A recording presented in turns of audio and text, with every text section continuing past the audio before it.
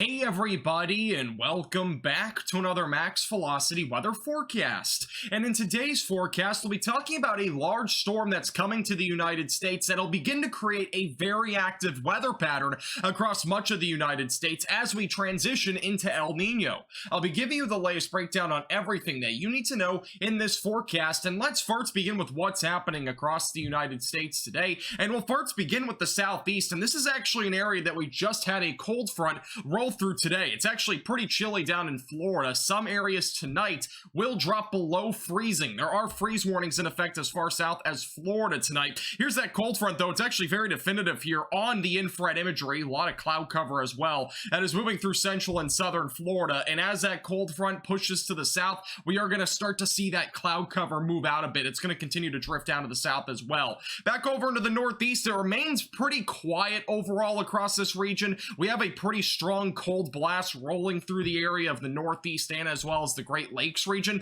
But one thing that's not very quiet is the lake effect snow that we've been seeing across parts of western New York, northwest Pennsylvania, and even northeast Ohio, and even western Michigan. There's been a lot of lake effect snow over the past 48 hours. Areas near Watertown, New York saw as much as 2 to 3 feet of snow so far out of this event. It's been crazy. Meanwhile, Buffalo, New York has barely even seen anything. Areas just south of Buffalo have also seen upwards of 1 to 2 feet. So there's a major difference across the board in terms of how much snow has fallen there, and that is going to continue through tonight. It will wind down a lot more as we head into tomorrow as the wind direction starts to change and the temperatures warm up a bit. Back down over into the Great Plains, overall very dry, not really a cloud in the sky at all. Only exception is West Texas. And then back over on the West Coast, we have a ridge that's dominating there for now, but that will not last for too much longer. But obviously not really any cloud cover there either. I've mentioned this in the past 3 forecasts, but I want to point it out again. We've had a pack of snow basically on the ground stretching from the Midwest all the way into Oklahoma.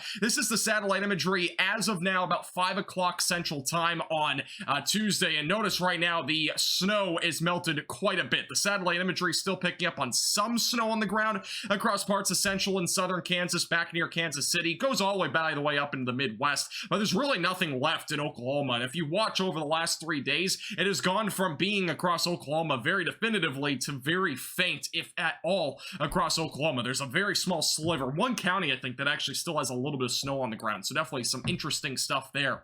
Watches and warnings across the country. We have freeze warnings in effect for parts of California and as well as Louisiana back into Florida. And this is a little bit early for this time of the year if you're in northern Florida. We usually don't see a freeze until sometime in the mid to late parts of December. But obviously that is something to keep in mind. Again, make sure you're protecting plants, vegetation, anything like that, and as well as people, pets, and pipes if you're anywhere in the freeze warnings and even north of there as a freeze is expected tonight. Now let's talk a bit more about the weather pattern that'll be upcoming across the United States. And to look at that, we're going to look at the jet stream. And as of today, the polar jet stream's well back up to the north. It's really impacting areas in the northeast. Here's a little low pressure system just off the coast of California. It's really not bringing any rain with it, but it is obviously a feature that we're looking at here on the jet stream. Now, as we go into Thursday, one thing we're going to have to watch for is a trough moving across the Rocky Mountains. And why this is important is because this will actually bring the risk of severe weather to parts of southeast Texas back through Louisiana going into Thursday.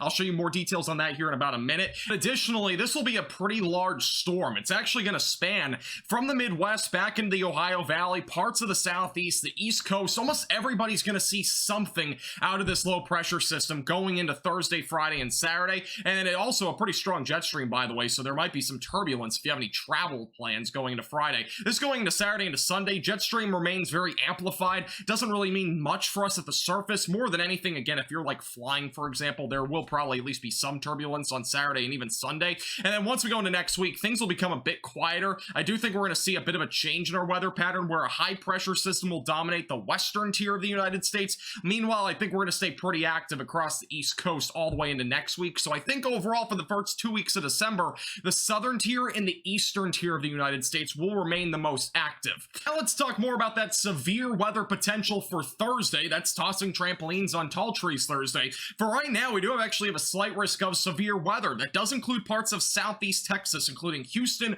College Station, Beaumont, League City, back through Galveston, and also back over into Louisiana. We even have a marginal threat of severe weather going into Lafayette near Baton Rouge. Overall, though, it's not going to include anywhere more further up to the north for right now. main reason why we don't really have a lot of instability with this system. Most of the instability is going to be confined to areas in southeast Texas, but with that being said, we could still see some severe weather that might be a bit more on the more severe side, if you know what I mean. Basically talking about potential for damaging winds, large hail, perhaps even a couple of tornadoes with this event going into Thursday. I would not be surprised if the marginal threat does get included into parts of North Texas, but again, it would be on the lower side of things, and I think most of the storms up there will be on the strong side, not the severe side. By the way, this is a look at the instability, basically giving us an idea of how much energy is going to be available on Thursday. This is around 8 in the morning. Again, there's really not going to be a whole lot by this point. If there were to be any severe weather in the morning, it would start probably west of Houston. That's at least my current thinking. Once we get closer to lunchtime, though, things do change a little bit. This is right around 12 o'clock. A lot more instability is available, stretching from Waco back into parts of southeast Texas. So again, this will be mainly the area to watch for. There might be a little bit of energy that trickles into parts of like I-35 maybe in North Texas, maybe for some, again, isolated severe weather, or at least some strong storms, but elsewhere we're not really going to see a whole lot further up to the north. Here's the future radar with these storms going into Thursday morning. The timestamps at the top left of your screen. Beginning with around 5 in the morning, we will have some storms out there as early as 5. I don't think really any of these will be that significant by this point, but we might have a couple of strong storms near like the Victoria area. By the time we get closer to 7 in the morning, more storms are firing up across that area. One of the biggest things with this event is the storm coverage, and it's going to be probably pretty high,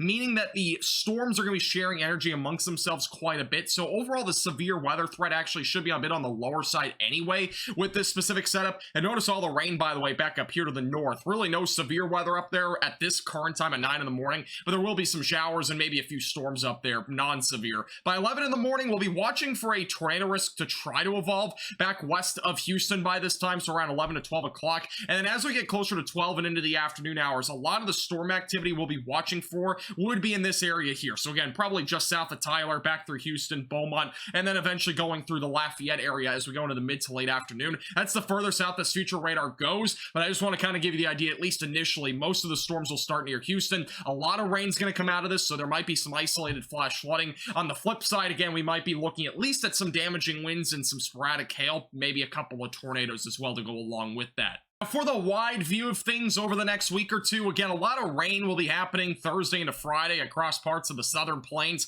eventually going into parts of the Ohio Valley by Friday morning. We might even see a little area of some snow and maybe a little bit of a mixture of rain and snow across parts of the Midwest and as well as the northern Ohio Valley through the Great Lakes region on Friday. Overall, a lot of rain continues across parts of the southeast. Even going into Saturday into Sunday, it will remain active, which feels very El Nino-like. We usually see a much more active weather pattern across this area during this time frame. And as we go into Sunday into Monday, some showers and maybe again a little bit of snow showers going into Sunday into Monday across the Northeast. By the time we go into next week, things become more uncertain, but I still think we're going to stay pretty active across the East Coast as we go into early to mid next week. Thank you so much for watching. Make sure to hit the like button down below and subscribe if you've not already.